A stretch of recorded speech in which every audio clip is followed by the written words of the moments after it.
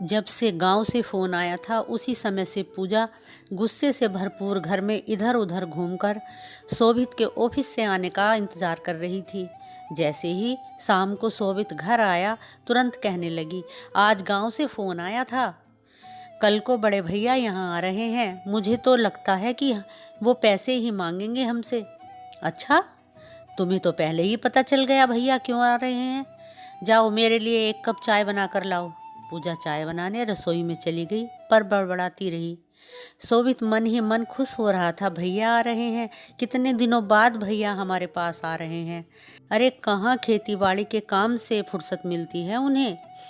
इतने में पूजा चाय लेकर आई। लो ये रही आपकी चाय, और मेरी बात सुनो, मुझे तो लगता है कि शायद इस बार गांव में फसल अच्छी नहीं हुई, इसीलिए मदद मांगने आ रहे होंगे। तुम भी बहाना बना देना, कभी पैसे निकाल कर दे दो। अरे शर्म करो पूजा, आज मैं जो भी हूँ ना अपने बड़े भाई की बदौलत हूँ। उस समय हमारे घर की हालत ठीक नहीं थी। मेरे बड़े भाई ने अपनी पढ़ाई बंद करके मुझे पढ़ाया, खेती के काम में दिन रात जी तोड़ मेहनत की। ये बात मुझे आज भी याद है। मैंने जिद की मुझे साइकिल चाहिए तो मेरे भाई ने एक बैल बेचा और मुझे साइकिल दिलवाई। साइकिल पाकर मैं बहुत खुश था और अपने दोस्तों के साथ स्कूल जाता था। ऐसे हैं मेरे बड़े भैया, पर ये बात तुम नहीं समझोगी। मैंने हमेशा देखा है जब कोई मेरे घर से आता है तुम्हारा बीपी ऐसे ही हाई हो जाता है, और जब तुम्हारे मायके से कोई आता है तो तुम कितना खुश रहती हो और कितना खर्चा करती हो। क्या मैंने तुम्हें कभी कुछ कहा? अच्छा, तो अब अपने भाई के लिए मेरे मायके वालों तक पहुंचोगे?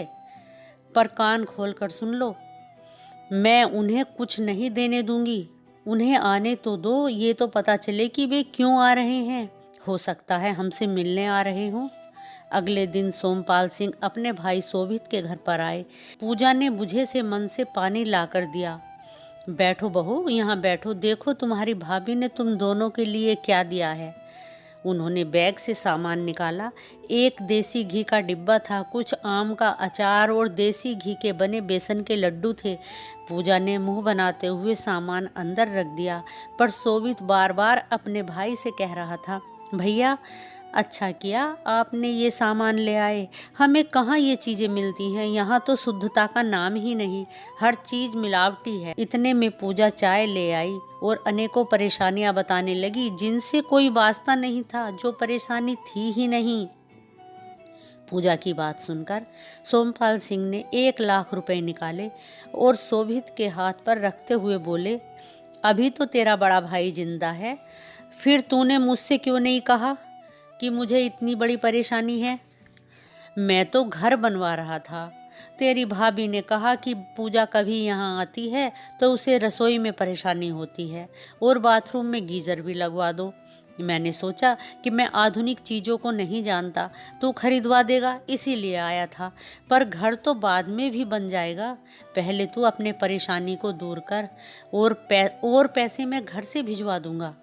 पूजा ने अपने पति से भाई की तारीफें तो बहुत सुनी थी, पर आज देख भी लिया और अपने जेठ के पैरों में गिर गई। मुझे माफ़ कर दो भाई साहब, मैंने तो आपको और भाभी को कभी अपना माना ही नहीं। मुझे माफ़ कर दो भाई साहब। कोई बात नहीं बहू, तुम दोनों तो मेरे लिए मेरे बच्चे ही हो ना, फिर माफ़ी क्यों? आप घर बनवाइए भाई साहब, कोई परेशानी नहीं है। शोभित आपको ज़रूरत से का अच्छी क्वालिटी का सामान खरीदवाएंगे और हम जल्दी ही गांव आएंगे भैया। हाँ, गांव ज़रूर आना। अपने गांव, अपने घर परिवार, खेत खलियान से जुड़ाव रखना चाहिए। जब भी समय मिले अपने गांव आते रहना चाहिए। इस तरह सोमपाल का इतना अच्छा व्यवहार देखकर पूजा खुद शर्मिंदा हो गई।